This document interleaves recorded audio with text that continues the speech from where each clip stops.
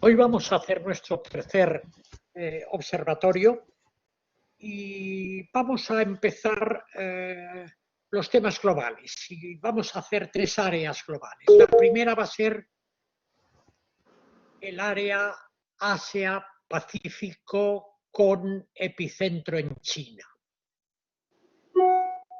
Esta frase le gusta mucho a Alicia, yo lo sé, porque siempre que viene a Europa nos recuerda la poca cosa que somos y que todavía no nos hemos enterado del giro copernicano y de que el centro de la economía está allí. Alicia García Herrero la conocéis todos, es probablemente una de las más prestigiosas especialistas en China, no solo en España, sino desde el punto de vista internacional. Ella es investigadora senior en Bruegel, es economía jefe del banco Natixis, más que un banco de inversiones, y lo sabe todo sobre China. Va a hablar de los efectos del coronavirus en China, qué podemos aprender de eso, qué pasará después, cómo será de nuevo las relaciones con Estados Unidos. Nuestro querido Pedro Mejía, técnico comercial y economista del Estado, como a ti te gustan, Alicia, los economistas del Estado, te va a entrevistar y yo te pido, Pedro, ya le conocéis del otro día, que exprimas al máximo posible a Alicia para que nos dé todo. Además, ella tiene que terminar a 1:30 en punto porque esto es paradójico, pero tiene que emprender después un vuelo a España.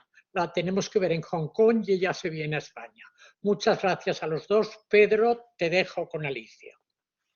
Muy bien, muchísimas gracias, Agustín. Hola, Alicia, encantado de estar nuevamente contigo. Buenas noches para ti y buenas tardes para todos. Vamos a practicar esta corriente tan funcionarial que dice que si nos hemos retrasado en la entrada, vamos a ser muy puntuales en el tema de la salida y procurar terminar a las 5:30 en punto, hora española. Vamos a ver, Alicia, yendo directamente al grano. Desde tu punto de vista, ¿cómo ha afectado todo este tema del COVID a China y al resto de Asia? ¿Y qué han aprendido China y los países asiáticos? Con la diferencia de que, igual que generalizamos una barbaridad a veces cuando hablamos de América Latina, Asia también es muy diferente. Y si podías matizar en este terreno.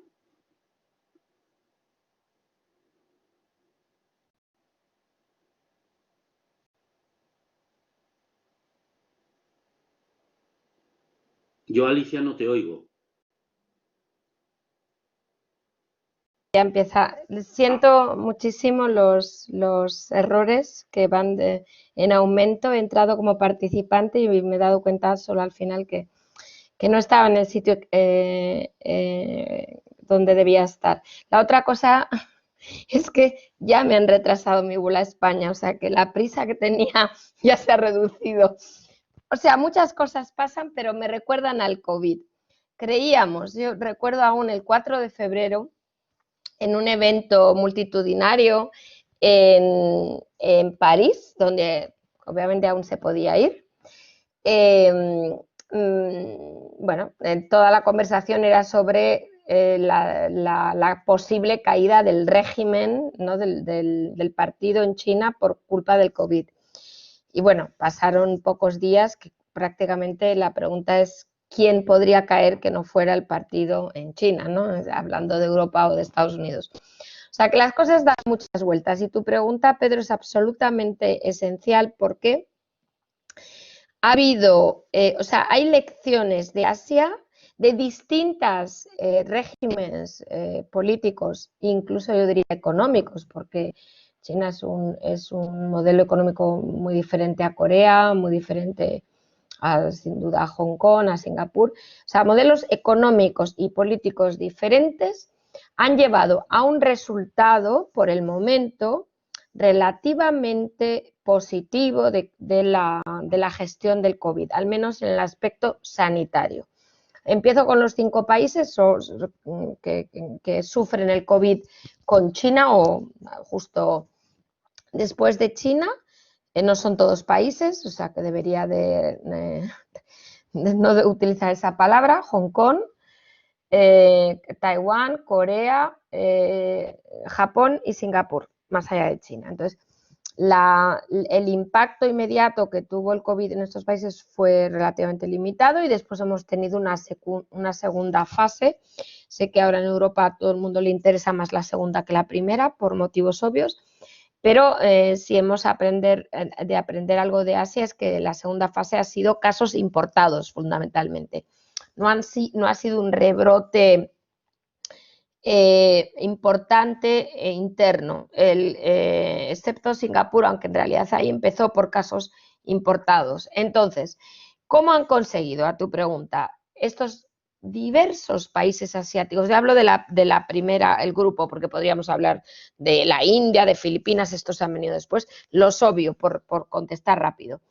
Esta primera grupo de países, ¿qué han hecho para poder acabar con este problema, o al menos por el momento, de manera bastante eficaz? Pues lo que yo creo que ya sabemos todos que había que hacer, ¿no? O sea, es TTI, que dicen, ¿no? O sea, es el Test, Trace and Isolate. O sea, sin más, Corea hizo lo mismo, Hong Kong, experiencia propia. Yo, después de un vuelo a Europa, de Europa a Hong Kong, porque alguien en mi avión, bueno, acabó, digamos, siendo uno de los 1000 casos, solo 1000 casos en Hong Kong y 4 muertes, o sea, es poquísimo realmente. Pues inmediatamente recibí una llamada y tuve que hacer cuarentena porque había un caso en mi avión o sea, un nivel de tracing brutal. Es verdad que esto solo lo puedes hacer con pocos casos, pero Corea lo hizo con bastantes más casos de manera muy exitosa. Entonces, ¿con qué concluiría? ¿Por qué consiguen hacer esto? Más allá de las capacidades tecnológicas, fundamentalmente porque hay un contrato social. O sea, el contrato social, y no digo con esto que en España no lo haya habido, porque yo estoy muy, muy orgullosa de lo que se ha llegado a hacer en cuanto al cumplimiento de normas, etcétera. No quiero, salirme por la tangente, pero lo que quiero decir es que se ha puesto por encima en el aspecto sanitario lo social de lo individual. O sea, todo lo que son derechos individuales de, pues eso, de privacidad, etcétera, se han obviado en todos estos sitios. No podías elegir cuando llegabas al aeropuerto no poner tu nombre. Y esto con muy pocos casos. Entonces, claro, al haber ese acuerdo, sin ningún tipo de duda, han podido controlar en ese test, trace and isolate más fácil. E incluso la obligación de aislar, que también requiere digamos, un control de la privacidad, o sea, una reducción de tu privacidad, ¿no? Entonces, esto es lo que ha pasado en Asia. En cambio, y esto es importante, en el aspecto de políticas económicas, Asia ha reaccionado más lento que Europa y Estados Unidos. Esto es importante que lo tengamos en cuenta. Y de hecho, para el shock que ha sufrido Asia, que en mi opinión ha sido menor, por mucho que nos parezca gigantesco, que el que están y sufrirán las economías europeas, o sea, el que están sufriendo y el que en mi opinión van a seguir sufriendo, aunque el shock era menor, pero yo creo que la falta de reacción de política económica no es porque pensaran que el shock era pequeño, todo el mundo pensaba que era gigantesco, incluso en Asia, sino porque digamos, querían medir sus fuerzas, o sea, hasta dónde podían llegar, incluido China. Hoy empieza ya mañana el gran evento de anuncios políticos, lo que lo llamamos las 2 sesiones, y todo el mundo se pregunta qué va a anunciar China en este sentido. Pero para contestar a tu pregunta y darte paso a la siguiente, lo que quiero decir es que es como 2 reacciones muy diferentes. En lo sanitario, muy rápido y muy incisivo, quizás obviando la privacidad en muchos casos, y en cambio en la política económica mucho más sesgado. Hay quien más que Japón y Corea los que más, y Australia, o sea, los más desarrollados, los demás menos. Sin embargo, Alicia, Sí, desde el punto de vista de las medidas económicas, hablábamos de Estados Unidos, donde parecía que los impulsos podían alcanzar el 30% del PIB, países sí. como Alemania y otros países europeos en el entorno del 20%, España ligeramente por encima del 11 o del 12%. Cuando miras las proyecciones del Fondo Monetario Internacional, ven que para Europa, el área del euro, la caída estimada en el PIB este año es del 7,5%, con una recuperación del 4,7% el año que viene. Y sin embargo, China crecerá este año el 1,2% y se prevé un crecimiento del 9,2% en el año 21, y los países de la ASEAN no caerán más de un 0,6% y con crecimientos de cerca del 8%. O sea que aunque el impacto económico sea menor, o el impulso económico sea menor, el impacto global sobre el producto, el empleo, va a ser tremendamente diferente y mucho más favorable a estos países asiáticos. En toda la crisis, en todas las crisis que son profundas como esta, nos va a cambiar el statu quo, o el statu quo tiende a cambiar. Y aparecen siempre grandes ganadores y perdedores. Desde tu punto de vista, en esta crisis, China y algún país asiático sale claramente ganador y Europa es perdedora o no, o todos estamos perdiendo. ¿Cómo se reequilibra el mundo de los poderes y de la percepción a nivel mundial en este terreno? Bueno, buenísima pregunta, Pedro. Complicada, voy a intentar, a ver, ir al grano. O sea, claro, uno diría, bueno, pero si reaccionan si ponen menos carne en el asador, ¿por qué sus previsiones son mejores? Bueno, dos motivos. Uno, el shock, en mi opinión, es menor en número de casos, número de muertes, etcétera. Si seguimos así, el número de semanas de cierre, porque es que además China no cierra entera. O sea, los datos de movilidad de Google, de Apple, para mí son claves. Y, por cierto, aunque no tenemos China ahí, lo tenemos a través de Baidu y es sorprendente. O sea, la movilidad en China se pierde menos que en España o en Italia. O sea, es que la caída de movilidad que se ha producido en Europa es brutal, Francia también. Entonces, claro, hay una correlación muy alta entre la movilidad y el impacto económico. He de decir, mirando los datos de España para esta reunión, que me ha sorprendido favorablemente, que he visto que, a ver, obviamente el impacto económico no tenemos que usar datos de alta frecuencia, ¿no? Pero si hemos uso con todos sus problemas, ¿no? Que vamos a ver lo correlacionados que están con el ciclo, etcétera. Pero, por ejemplo, el uso de electricidad en España es superior al de Francia, aunque el grado de movilidad es ligeramente menor. Y en la construcción, por ejemplo, datos de construcción que he visto, sin duda es una caída en España, pero es mayor en Italia y mayor en Francia.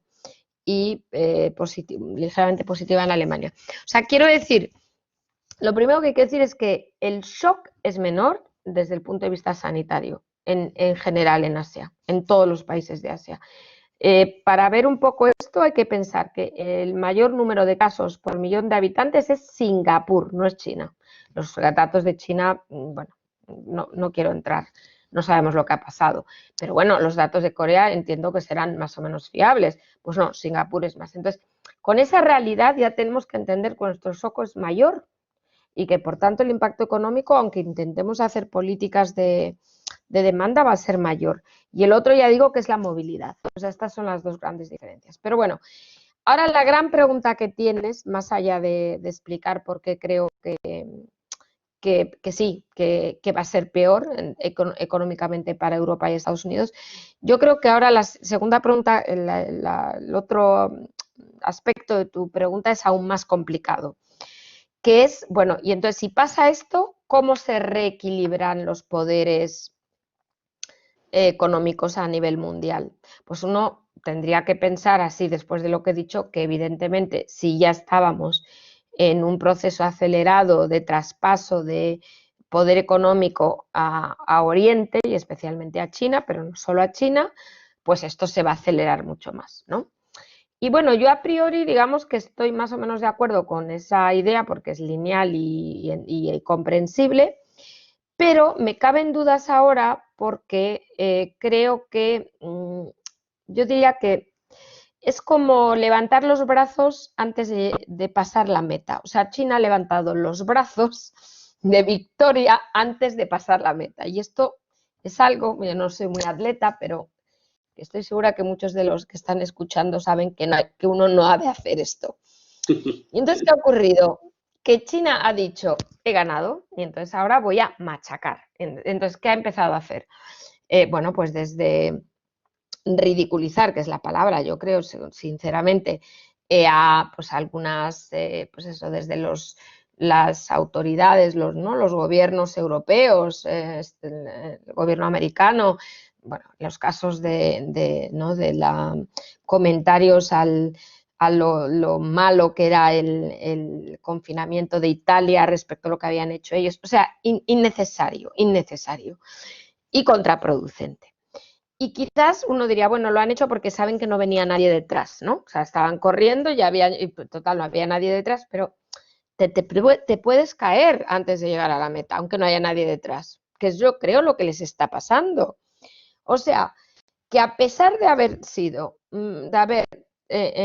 olvidémonos del origen, porque es que me parece hasta irrelevante. Más allá de esto sí, no sería relevante si el origen fuera, o sea, si el origen del virus es natural, es irrelevante, en mi opinión, pero si no lo fuera, ahí no, claro, y esto es lo que nunca no podemos saber. Por el momento es algo que yo al menos no puedo saber. Pero vamos a suponer que sea natural. Entonces, me da igual dónde empiece, lo que sé es que China lo ha controlado mejor. Podemos decir que no conocemos las cifras, sin duda, pero a las pruebas me remito, pues no son las fotos de Guayaquil. Es decir, está claro que de alguna manera si eso ha empezado y con esa furia en China, pues el hecho de que esté controlado, pues ya de por sí es un éxito. Si encima el impacto económico es menor, es un segundo éxito. Entonces, ¿por qué no llegar a la meta? ¿No? Si parece tan fácil. Bueno, porque es mucho más complicado que todo eso, porque al final hay unas dinámicas, digamos, que todos conocemos desde los historiadores, por un lado, a nosotros economistas, en todo lo que se refiere al stickiness, ¿no? O sea, lo difícil que es mover pues desde una moneda reserva a la credibilidad de un modelo económico, que como pues el capitalismo, bueno, es complicado hacer ese traspaso a esta velocidad a la que China pretendía hacerlo, ¿no? Y yo creo que al haberse,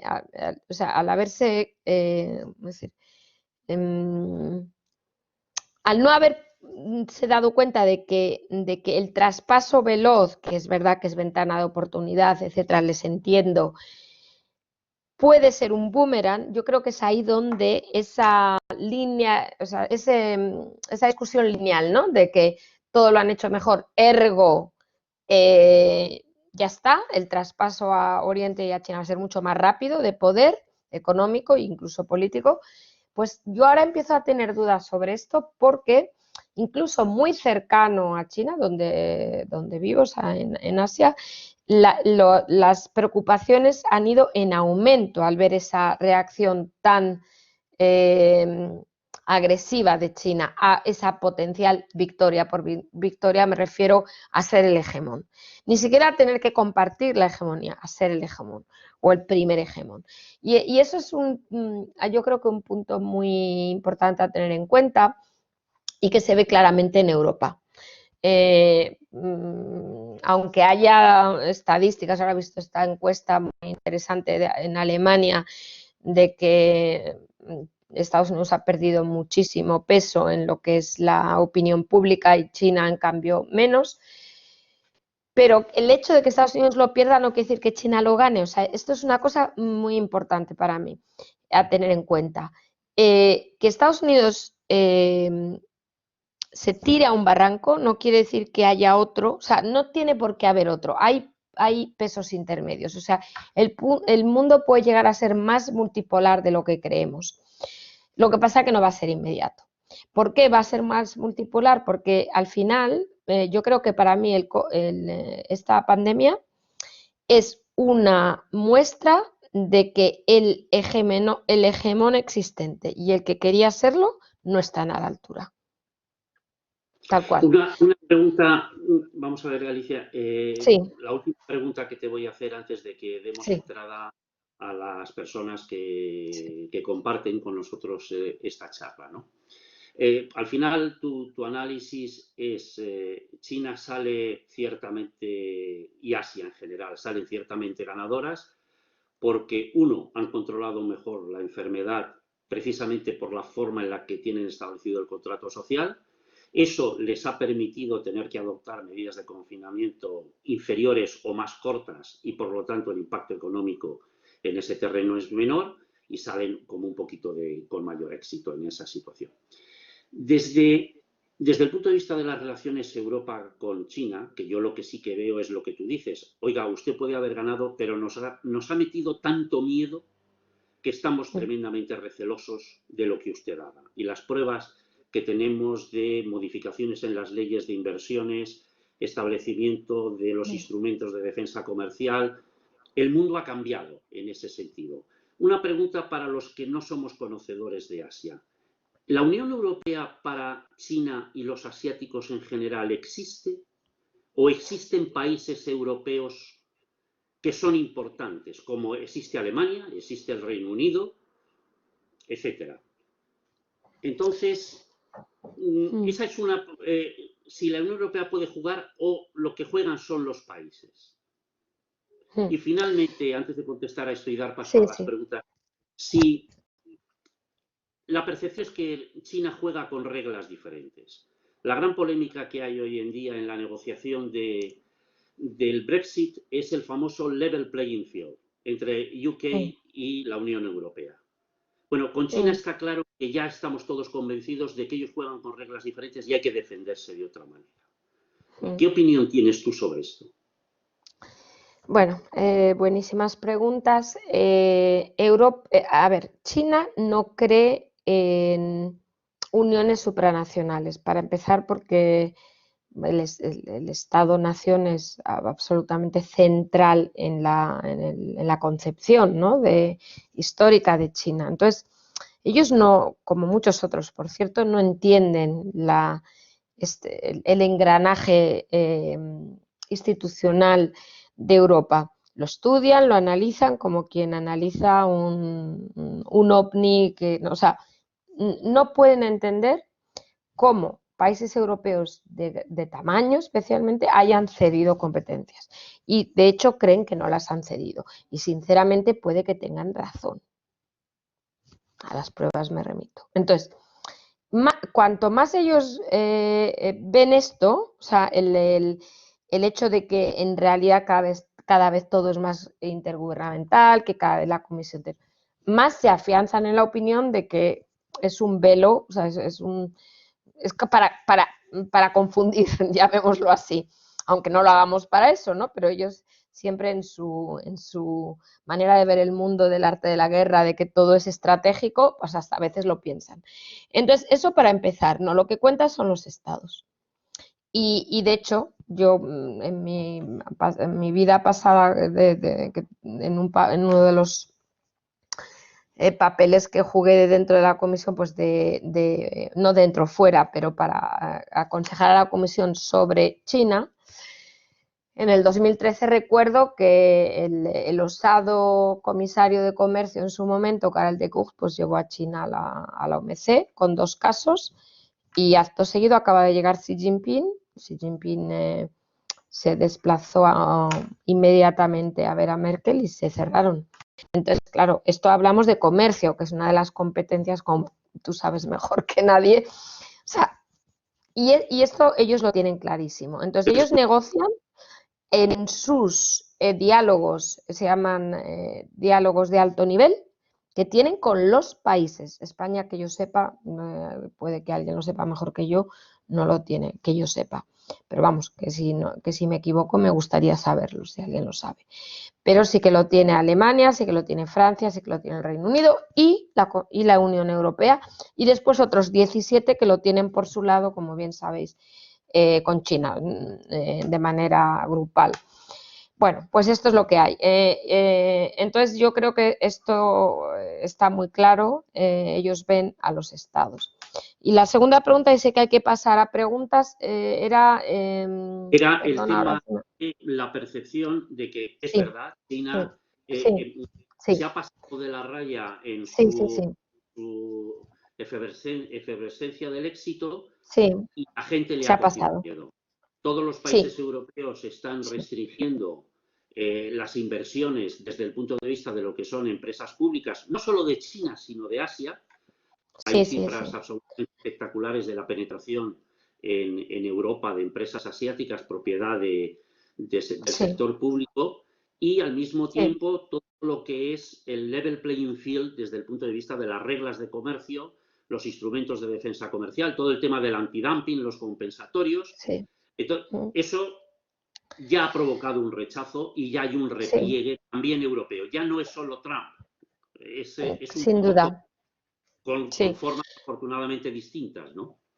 sí, así es. O sea, yo creo que Europa, ya digo que empieza a darse cuenta, o sea, hay el periodo de luna de miel, 2006, que es el primer position paper, o sea, el primer comunicado público de lo que la Unión Europea piensa de China, y ahí es todo flores.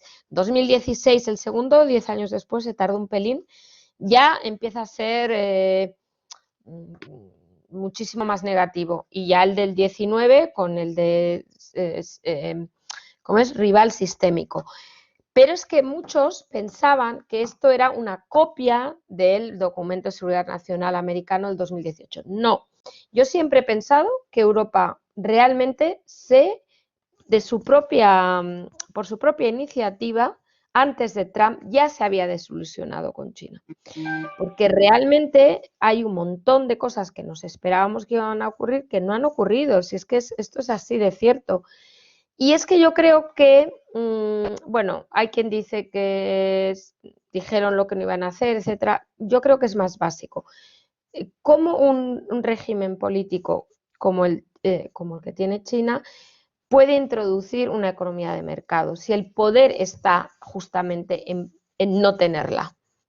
O sea, quiero decir que es lógico en realidad. O sea, yo creo que lo que está haciendo China en cierto modo es lógico y acorde con el sistema político que tiene. Y es que no hay más. Entonces, en la medida en la que ese sistema político no se iba a cambiar, aunque tampoco se dijo así de claro, pero ahora lo sabemos, pues ya está. Esto es lo que tenemos que tener en cuenta. Y ahora la pregunta es qué podemos hacer, pero esa la dejo para después. Muy bien. En este tipo de situación, y antes de que nos empiecen a llegar las preguntas que ya están empezando a llegarnos, es Sí, China perdón, Pedro, que ya pueden los oyentes empezar a preguntar y además, como Alicia ha dicho que le han retrasado su vuelo, podemos Sí, no terminar a 1:30 en punto y no, podemos disfrutar más de su sabiduría. Muchas sí. gracias, Alicia. A ti, Agustín. te decía Alicia, en ese terreno, China basó o ha basado todo su desarrollo en un modelo basado en las exportaciones, donde la demanda externa era la fuente del crecimiento y la contribución fuerte al crecimiento. Bueno, eso se ha ralentizado y luego cada vez... ¿Tú crees que se está migrando el crecimiento de China más basado en tema de consumos internos o va a seguir descansando en un ambiente exterior que cada vez es más hostil en ese terreno a su presencia? Bueno, entonces, China, a ver, ellos dicen, es que es buena tu pregunta, Pedro, porque te podría decir que ellos dicen que ya no era así de hace mucho tiempo, que desde el 2008 China abandona la demanda externa para tener la suya y que ya, bueno, en realidad desde el 2008 lo que ocurre es que como revienta la demanda externa, pues no les queda otra y entonces ¿qué hacen? Hacen un gran paquete de estímulo orientado a la inversión. Y esto, claro, la inversión es demanda interna, sí, sin duda.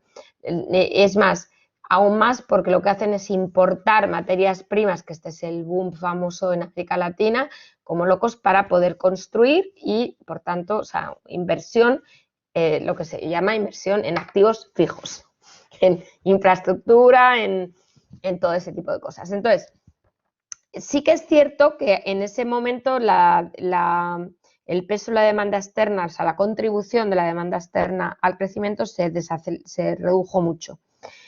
Pero cuidado, que eso no quiere decir que China no dependa del resto del mundo. De hecho, ayer sacamos un informe sectorial donde veíamos que dos sectores claves desde el punto de vista de innovación de China, que al final es la clave para el crecimiento a largo plazo, que son semiconductores y tecnología, tienen, semiconductores en concreto, 50% de sus ingresos, estos son datos empresariales, del exterior. Y aparte del shock, Trump poniendo, ¿no?, pegas a las exportaciones de partes y componentes a Huawei. Imagínate, aparte de haber perdido sus clientes fuera de China, ¿no? O sea, perdido al menos temporalmente por el COVID. Entonces, yo lo que quiero decir es que ellos siguen diciendo que ya no dependen del resto del mundo, pero yo creo que sí que dependen. Menos que antes, pero sí que dependen.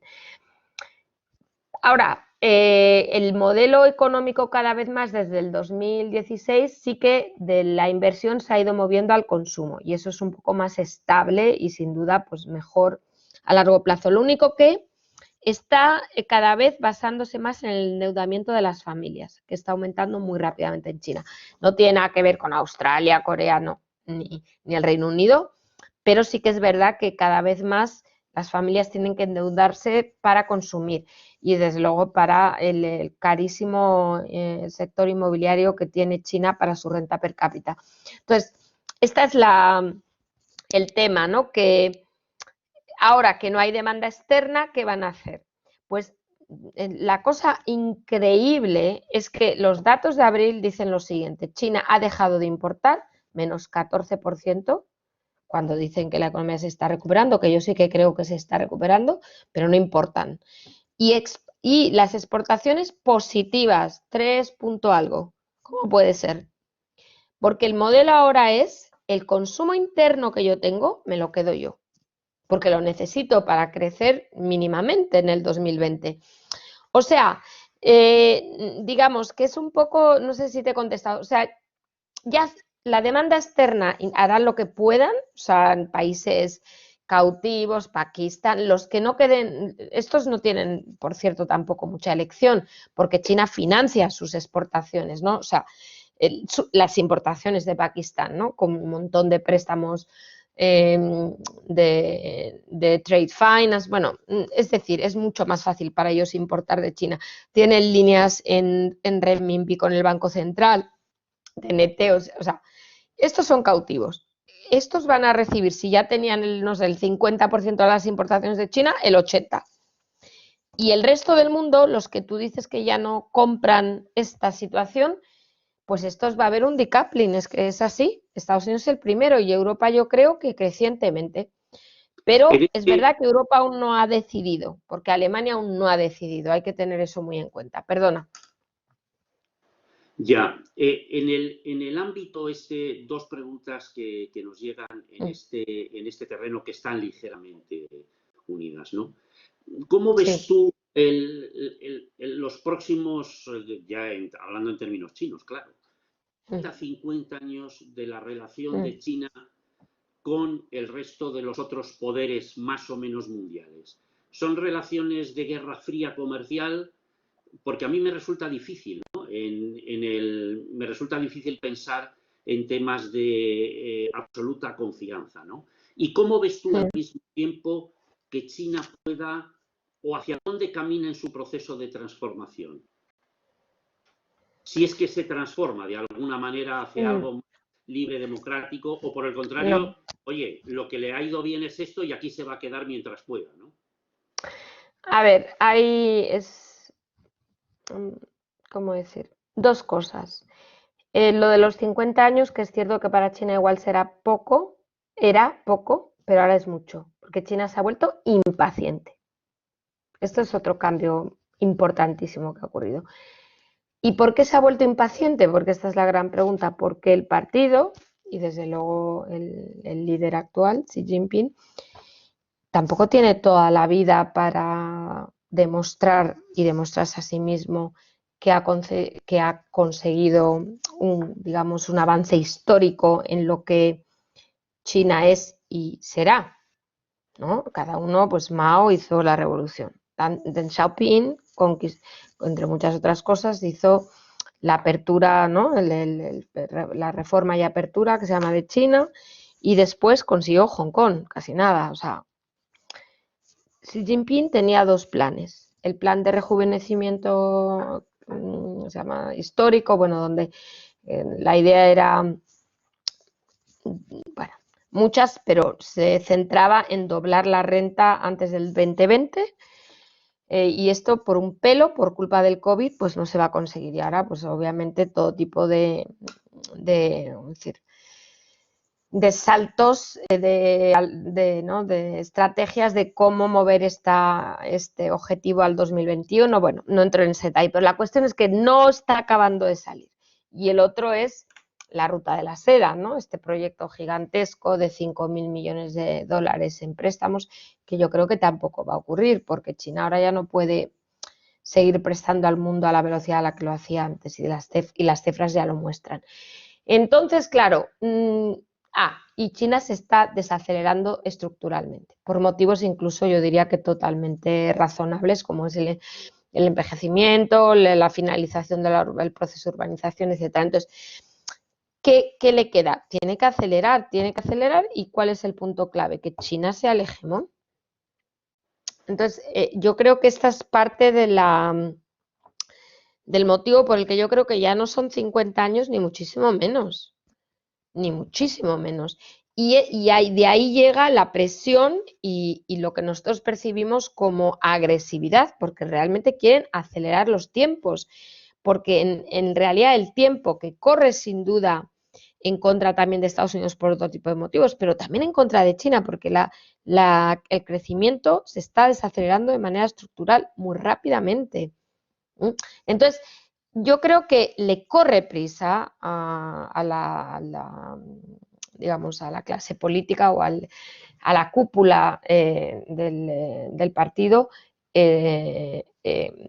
llegar a ese punto álgido de hegemonía. Y eso, cuando uno tiene prisa, pues claro, las cosas no son necesariamente todas positivas o sea, podemos cometer errores. Y esa es la gran baza. Esto es que tampoco sea una partida de ajedrez para nada, ¿no? Pero ¿tendría Occidente que preocuparse de que China llegase el hegemón? Si lo hace sin prisa pero sin pausa y absorbiendo lo que significa ser un hegemón, yo no tengo problema personalmente. O sea, al final tiene que haber, como en todo, pues ¿no? Cambios seculares de hegemonía, ¿no? Pero el tema es qué ocurre si lo aceleras y aún no estás preparado. Esa es la duda. Y yo no digo que China no lo vaya a estar nunca, ¿No está China preparada para ser hegemón? Yo creo que a China le llega un poco pronto ser hegemón porque no tiene o sea, o mejor dicho, la manera en la que el mundo entiende la hegemonía está muy determinada por lo que han sido los hegemones anteriores a China, que pues, el Reino Unido, Estados Unidos, que han tenido una naturaleza muy diferente a la que tiene China, histórica incluso. Entonces, claro, un hegemón muy diferente mirando hacia adentro deja muchos huecos en lo que es la realidad, no sé, digamos, fuera de China, ¿no? ¿Y quién los va a suplir? O sea, no digo que no esté preparada porque China no esté preparada, sino porque la manera en la que yo creo que China va a llevar a cabo su hegemonía no es a la que el mundo está acostumbrado, si me explico. Y ese choque, o sea, China tiene que aprender a ser un hegemón más puertas afuera. No creo que nunca llegue a lo que ha hecho Estados Unidos, pero de alguna manera enfocar esa hegemonía puertas afuera para que haya más estabilidad, y el mundo tiene que entender que esta hegemonía va a ser diferente. O sea, ninguno de los dos están preparados. Y después ahí la última cosa que dices, que es muy importante, es el cambio de régimen. Yo no creo que China pretenda ningún cambio de régimen, porque claro, es que es una realidad monolítica. Hay un solo partido, hay un solo mantra, es el socialismo con características chinas, con un modelo económico que es un modelo planificado, porque estamos a punto de acabar, creo que es el 19, plan quinquenal, para empezar el 20, o sea, es que es una economía planificada. Entonces, después obviamente hay sector privado y todo, pero quiero decir, se sigue planificando con detalle. Y después hay una proporción del Estado en la producción de bienes y servicios brutal. En algunos sectores es del 70%, y no son pocos, ¿eh? O sea, que eso no, y China no va a cambiar ese modelo. Entonces, claro, ahí está la falta de encaje. Dime, perdona. Una pregunta que nos llega, sí, que yo creo que concluiría con estas de carácter tipo macro, y nos ha llegado alguna muy interesante que nos hace pasar de las musas al teatro en el ámbito micro, pero para tener un poquito de orden, ¿no? Sí. La pandemia tiene, la pregunta que nos llega de uno de los participantes es: ¿la pandemia se configura como un acelerador de las tendencias que ya se venían percibiendo sobre el cambio en la balanza y en los posicionamientos? Y si es así, ¿cuál es la verosimilitud que tú le otorgas a que esto haya podido ser provocado? Ok, a ver, yo creo que sí, a la primera, es decir, que esto acelera una realidad que ya estaba ocurriendo, porque, si me permitís la palabra, desnuda a Occidente. O sea, ¿qué es lo que el mundo está viendo? Pues que a pesar de supuestamente un mejor estado del bienestar, ¿no? Incluso, pues, aunque no sea tecnología en todos los sectores, desde luego en el que era necesario, no hablo ahora de las tecnologías digitales, pero desde luego de la calidad de la sanidad, etcétera, ¿no? Bueno, pues entonces esto desnuda a Occidente, o sea, todo eso no era cierto, y además tenemos serios problemas para hacer algo tan fácil como consensuar en una sociedad una repriorización de libertades o de derechos en un momento álgido como puede ser este, ¿no? Y hablo obviamente de la privacidad. Entonces, ¿qué ocurre? Que eso obviamente a priori acelera, pero recuerdo de nuevo lo que he dicho antes: si no hay un efecto boomerang. O sea, yo ahora lo que noto en Asia, en muchos debates, por ejemplo en Singapur yo creo que es el extremo. Singapur es como que ha abdicado, o sea, China es el nuevo poder, tenemos que, incluso cerca de las élites del régimen, hay que olvidar, Estados Unidos está en declive, etcétera, ¿no? Un pensador que, por cierto, escribió este libro de ¿Pueden los asiáticos pensar?, el título, de Marubani, que era un profesor de la escuela de Lee Kuan Yew. El último libro que ha hecho, que por eso tuvimos este panel, se llama ¿Ha ganado China? Y bueno, machaca a Estados Unidos, o sea, prácticamente lo que dice es que ha ganado ya hace no sé cuánto tiempo, ¿no? Bueno, esto es cierto en Singapur, no es cierto en todo Asia. Hay quien se hace la siguiente reflexión, más allá del origen que allá voy, o sea, uno, las dudas, porque claro, o sea, son todo unas casualidades, ¿no? O sea, la ciudad donde inicia es el sitio donde está el centro de virología, o sea, de lo grande que es el mundo, y desde luego China es como que dices, que después, obvio que no hay ninguna prueba, y obviamente que, aparte que Estados Unidos durante mucho tiempo pues tenía una persona en concreto, digamos, ubicada ¿no? en el centro, en Wuhan, de virología, o sea, que no se entiende muy bien qué hacían allí, lo había financiado, o sea, es un lío, pero te muestra qué qué casualidad, ¿no? O sea, lo dejo ahí porque no sé más, por mucho que intente entender lo que ha pasado. Pero la cuestión es que yo diría que la gente no dice qué plan perfecto, no. O sea, Singapur dice es la potencia, Estados Unidos está irreconocible, China es la potencia, pero no llegan a decir qué plan perfecto, porque no creen que puedan hacerlo. Pero, por ejemplo, O países sea, como Corea o como Japón, ¿no lo ven con un tampoco. cierto miedo? Sí, sin duda, miedísimo. O sea, los que no lo ven con miedo, Singapur en parte lo ve con miedo porque obviamente pero lo acepta, a ver si me explico. Pero hay una cosa que quería decir que es muy, muy importante, que de la misma manera que si alguien pudiera decir, esto lo podría haber hecho Estados Unidos para acabar con China, y yo creo que habría gente que diría, capaces. En cambio, y eso es lo interesante, cuando le das la vuelta, la gente no dice que China sea capaz de hacer esto.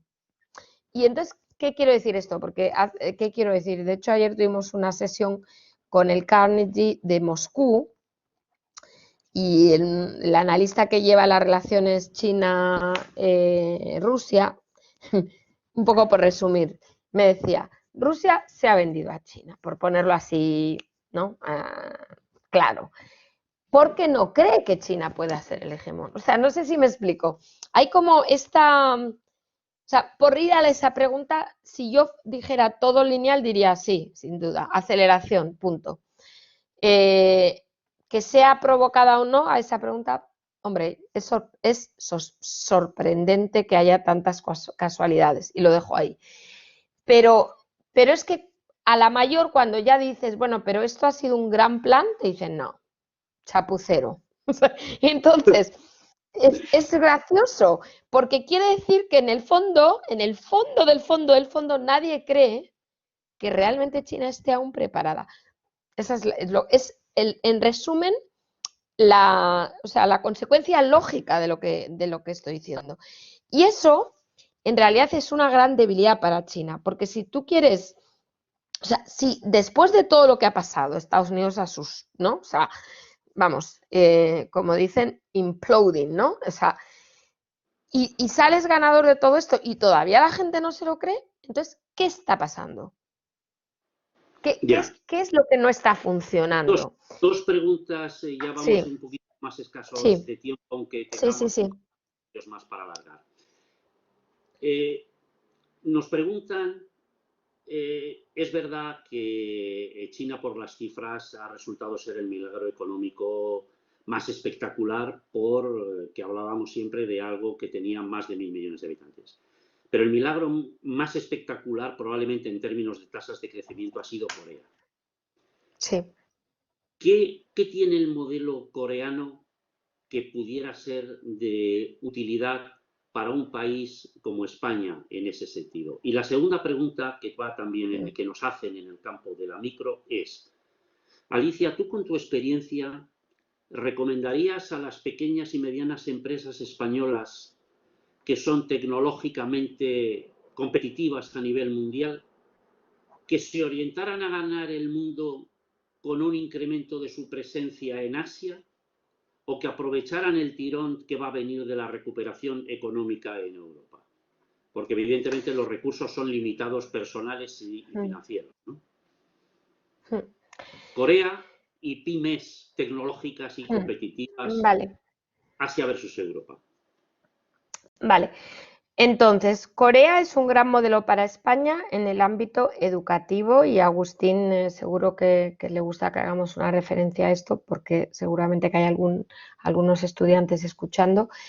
El gran éxito de Corea son dos. Es la educación, uno mira los índices de PISA y es absolutamente increíble.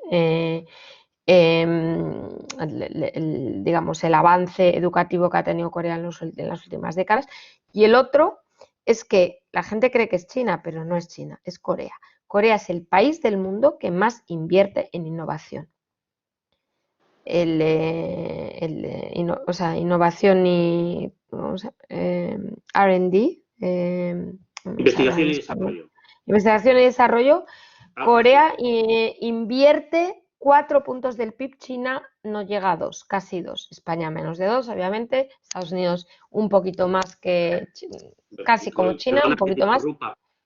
Alicia, sí. pero 2 puntos de 14 American Sí, ya. Trillions versus Sí, no. el 1,7, 1,8 Sí. trillón que tiene Corea en términos Sí. cuantitativos. Sí, no, pero son cosas diferentes. Es decir, te entiendo. Desde un punto de vista de el número de innovaciones o la calidad incluso, claro que lo que cuenta es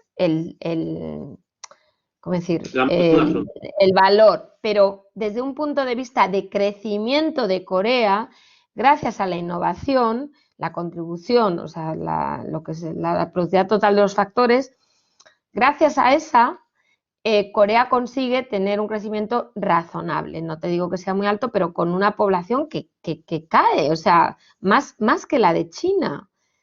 No tanto como la de Japón, pero un día llegará a eso. Entonces, Corea ha conseguido evitar una desaceleración brutal de su crecimiento potencial gracias a la innovación y a la educación. Entonces, como en España estamos en las mismas desde un punto de vista poblacional, a mí me parece que este es el mejor modelo a seguir, el de Corea. ¿Vale? Porque el de China obviamente que no vamos a conseguir, porque para empezar no tenemos ese denominador, como bien dices, de PIB, ¿no? Pero el de Corea sí, entonces yo creo que ese es el ejemplo a seguir. En cuanto a las pymes, una cosa que hizo Corea muy bien, por cierto, ya lo último, es creer en el sector industrial, en el sector manufacturero, es decir, no decir voy a hacer una economía solo de servicios. Porque, como bien sabemos, con algunas honradas excepciones, pero la productividad del trabajo en estos servicios tiende a ser muy baja. Entonces, yo creo que Corea dijo, no, yo me sigo industrializando. Y bueno, y esto yo creo que también ha sido para mí una buena elección. En cuanto a las pymes, a ver, yo creo que una pyme tecnológica con todo lo que sobre todo en el ámbito digital y de especialmente en España y de cambio climático, cualquier tipo de tecnología relacionada con el cambio climático, en mi opinión debería aprovechar los impulsos, llamémoslos fiscales, que van a llegar del fondo si es que se aprueba, porque les va a llover, o sea, les va a llover financiación y yo creo que deberían aprovecharlo. Pero deberían aliarse con empresas tecnológicas en Asia, porque puede que incluso, muy probablemente, pues tengan tecnologías, no quiero decir superiores, pero desde luego complementarias. O sea, yo, haría esto, intentaría buscar alianzas y aprovechar las subvenciones, la financiación, las facilitaciones que van a llegar en estos sectores gracias al fondo que, si Dios quiere, Europa creará. O sea, ¿tú crees que hay que inclinarse, que en Europa hay grandes posibilidades en este terreno? Solo en esos sectores. Si me hubieras preguntado de otros, te habría dicho que igual no. Pero mi mensaje subliminar es que, perdonad que lo diga así de claro, en el ámbito tecnológico es muy difícil competir en Asia, ¿no? Entonces yo prefiero aliarme y quedarme en un mercado donde además sean escasos de esas tecnologías y donde me van a financiar para que se mantengan. O sea, es una elección táctica, si me apuras, ¿vale? En cambio, si estoy en otros sectores donde realmente aquí la situación de financiación va a ser muy complicada, pues intento exportar a Asia o intento, digamos, poner pie en Asia porque es donde va a estar el crecimiento, ¿no? Es mi opinión. La última pregunta en esto, sí. La percepción, y permítame la crudeza en ese sentido del lenguaje, es por razones o de abandono de la Unión Europea o porque poníamos muchas pegas, como me decían a mí en África cuando iba por allí, o como les pasaba a los Estados Unidos, los chinos se dedicaron a soltar dinero por África y no questions asked, ¿no? No preguntaban y hacían lo suyo. ¿Se está parcialmente retirando China de África? ¿O los africanos también le han visto a China las orejas al lobo, como también cuando hablas con alguno de los países africanos, te dice, bueno, es que había unos costes que iban mucho más allá de lo que en un principio nos dijeron, ¿no? Así es. Yo diría que África ha descubierto una China diferente a la que habían visto en sus inicios por dos motivos. Uno, porque hay varias cosas. La diplomacia de las máscaras, llamémoslo así, no es agradable, ¿no? O sea, cuando la situación es muy difícil, llamémoslo parafernalia, de lo que debería ser mucho más simple, ¿no? Como donar, eso es contraproducente en Europa y en África. Y yo creo que esto es un punto que es, digamos, que está empeorando la imagen de China en África, porque no tanto por las donaciones, sino por la manera y por también el hecho de que muchas de esas donaciones han sido, si no ficticias, a veces defectuosas, etcétera. Pero más importante que eso es el trato que han recibido un número importante de africanos en la provincia de Guangdong, que ha sido absolutamente, o sea, que ha circulado como la pólvora en las redes sociales, que también ha complicado digamos, la percepción de una relación, no de igual a igual, pero al menos, digamos, sur-sur. Pero es que ahora ya parece no más que norte-sur, sino estratosféricamente norte y sur, y esto es otro problema. Y la otra cosa muy importante es que China pretende que se pague. Claro, en buena medida los países africanos y algunos que no lo son han recibido, como bien sabes, 20.000 millones de dólares de relief, ¿no? De reducción de deuda del G20, y China acaba de anunciar en la cumbre de la Organización Mundial de la Salud, Xi Jinping, que yo seguía mirando la cifra y no daba crédito, 2.000 millones. Considerando ¿no? que han prestado casi 1.000 millones, o sea, es decir, 1 billón, o sea, 1 trillón americano, pues bueno, pues es que esto no es nada. O sea, y ahora están empezando a entender que igual no había, o sí que había condicionalidad, pero no la habían entendido, porque lo que tiene China detrás de estos son activos, colateral. Todo el mundo sabe del puerto de Zambata, pero no ha sido el único puerto. Y bueno, y ahora en África hay un montón de activos, digamos, con riesgo de ¿cómo se dice? Seizure, o sea, de traspaso de propiedad a China. Y esto es algo que yo creo que va a crear muchos problemas a futuro en la relación. Es como un desencantamiento, llamémoslo, aunque por otro lado siempre está el mismo problema. ¿Dónde está Europa? ¿Dónde está Estados Unidos? ¿No? Más allá de que el G20 haya llegado a esa conclusión. Sí, dime. Y a todos, a otro nivel, ese desencantamiento de China con África, o ese desencantamiento de África con China, ¿ocurre igual con América Latina? Sí, lo que pasa es que en América Latina la situación es más, ¿cómo decir? O sea, hay América del Sur dependiente de China de dos maneras. En los países más heterodoxos, Venezuela, Ecuador, Bolivia, con préstamos y además exportaciones. China es su principal mercado. El resto, Brasil, Chile, Perú, Argentina, dependen más de exportaciones que de préstamos, pero recibe mucha inversión. China fue el primer inversor en Brasil desde el 2017-18, o sea, han participado en una buena parte de las privatizaciones recientes. Entonces, también dependen, pero no como Venezuela, ¿no? O sea, digo que hay un diferente grado de... Y después está México, que ya eso es otra historia totalmente diferente, donde la dependencia no es tal, excepto, si me apuras, lo contrario, porque no les hace ninguna gracia importar tantos bienes de consumo de China que podrían producir en México. Entonces, en ese aspecto creo que es más heterogéneo de lo que es África, de la relación de África con América Latina, con China, perdón.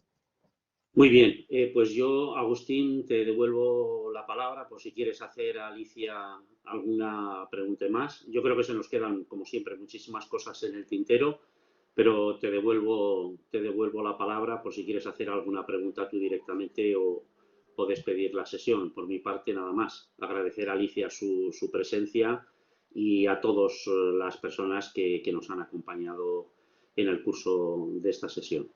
Gracias. Muchísimas gracias, Pedro, por esa serie de preguntas tan incisivas, tanto tuyas como las que ha hecho el auditorio, que se lo agradezco mucho.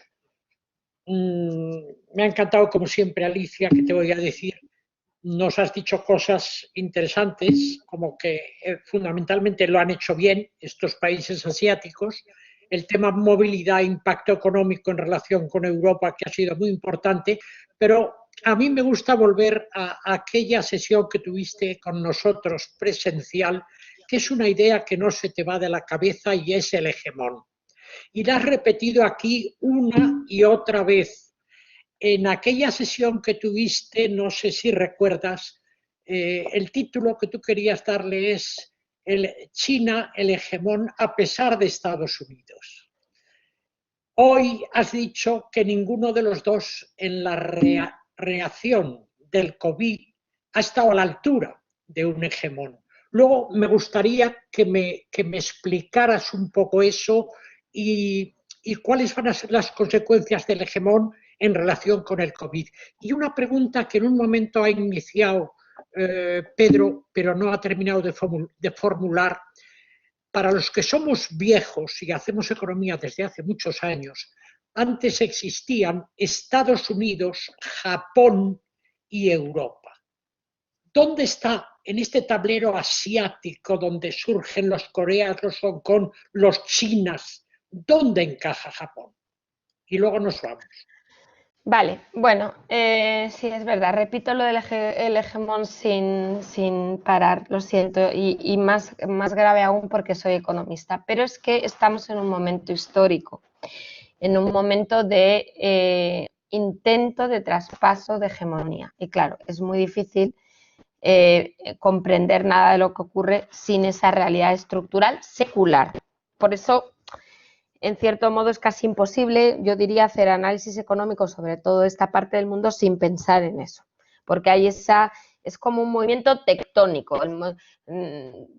Los ciclos ya, pues eso, se quedan, digamos, en agua de borraja respecto a esto, y este es el gran tema. Entonces, ¿por qué no han estado a la altura? No han estado a la altura porque para mí Estados Unidos debería haber entendido, o sea, hay dos opciones. Aunque y de hecho veo algún comentario de alguien que decía, lo más interesante es que esto podría ser artificial. No lo he dicho. Podría explayarme. Menos mal que no tengo que hablar de este tema. Pero lo que quiero decir es que yo lo que no puedo entender es cómo la policía del mundo durante décadas, si no ya casi siglos o siglo, no, o sea, ¿qué pasa? Que si lo fuera, digo artificial, que no tienen en ese aspecto la capacidad de entender esto y protegerse. O sea, no me cabe en la cabeza. ¿No? O sea, una cosa es tirar dos torres y otra cosa es esto. O sea, es que es imposible, porque estaba ocurriendo. Eso en el caso de, no digo que haya sido. Y si no fuera, me da lo mismo. O sea, una pandemia es una pandemia. O sea, ¿dónde están las grandes universidades, los grandes centros de virología? ¿Dónde están? O sea, no lo entiendo. Porque por mucho que digamos que es Trump, no es verdad que es solo Trump. No había estos mensajes de angustiados, de reacción, excepto en contadas ocasiones. Entonces, por eso digo que para mí es una decepción el hegemón. y más allá de después lo que ha ocurrido desde entonces, que no hace falta que repita. Y en cuanto a China, la decepción viene por el hecho de que, digamos, las dos hipótesis. Si realmente estaba programado, pues, no sé, yo creo que lo habría evitado el autobombo. Si lo programo, ¿no? O sea, no sé, perfil bajo, zona gris, porque lo último que quiero es que eso en el caso 1, que no digo que sea. Si no lo han programado, creo que es también contraproducente que parezca. Entonces, habría intentado ser muchísimo más incisivo una vez que ya abro la caja de Pandora, es decir, el día 23 de enero, no habría permitido, y de esto hay algunas informaciones de viajes no comerciales, pero charter a Irán, en fin, hay por ahí cosas que circulan que a veces uno piensa mejor no verlas, porque realmente si uno desde Wuhan hablo, o sea, no tiene sentido, excepto en el caso en el que uno realmente no esté preparado, o sea, ni en la opción A, es decir, artificial, ni en la opción B. Y por eso digo que para mí los dos me han decepcionado. Y da espacio, y alguien decía aquí en el chat, charla constructiva, digo, madre mía, cómo me alegro, porque a mí me parece muy, muy preocupante y triste lo que cuento. Me ha dejado sorprendida ese comentario. Pero ¿por qué, en el fondo? Porque hay espacio para potencias intermedias. O sea, hay espacio para multilateralidad, porque si yo no soy la única que estoy decepcionada, hay muchos países que están decepcionados y que no entienden cómo esto puede ocurrir, que en un momento tan importante como una pandemia, las grandes potencias económicas no colaboren. Es una tristeza para el mundo. Y esto es algo que puede, digamos, ser como dicen en inglés, silver lining, una cosa positiva a tener en cuenta. No sé, me enrollé con la primera pregunta y creo que me evité contestar la segunda, no me acuerdo, Agustín, la segunda pregunta. Era en todo este tablero nuevo de China, sí. ¿Dónde situamos a Japón? Porque sí. Es que antiguamente los que somos viejos existían Estados Unidos, Europa y Japón.